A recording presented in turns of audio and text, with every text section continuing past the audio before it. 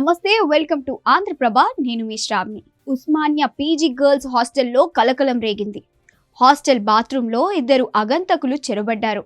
విద్యార్థినికి కిటికీ నుంచి ఓ పోకిరి సైగలు చేశాడు.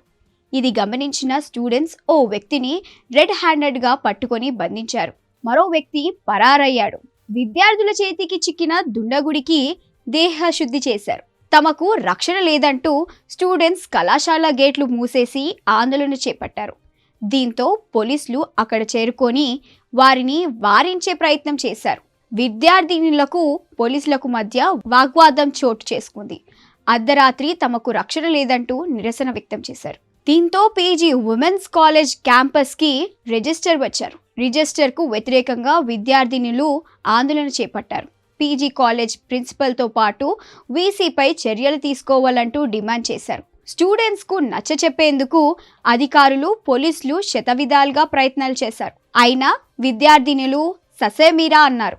ఎంతో ప్రతిష్టాత్మకమైన ఉస్మానియా యూనివర్సిటీకి చెడ్డ పేరు తెచ్చేలాగా అధికారులు ప్రవర్తిస్తున్నారని మండిపడ్డారు. గుడారా లాంటి హాస్టల్లో తాము నివసిస్తున్నామని ఆవేదన వ్యక్తం చేశారు. సరైన రక్షణ లేదంటూ ఆగ్రహం వ్యక్తం చేశారు. రాత్రి ఒకే ఒక ఫీమేల్ సెక్యూరిటీ గార్డ్ ఉంటుందని, దీంతో ఇలాంటి ఘటనలు తరచూ జరుగుతూనే ఉన్నాయని చెప్పినా ఎవరు పట్టించుకోవడం లేదని మండిపడుతున్నారు. చూస్తూనే ఉండండి ఆంధ్రప్రభ.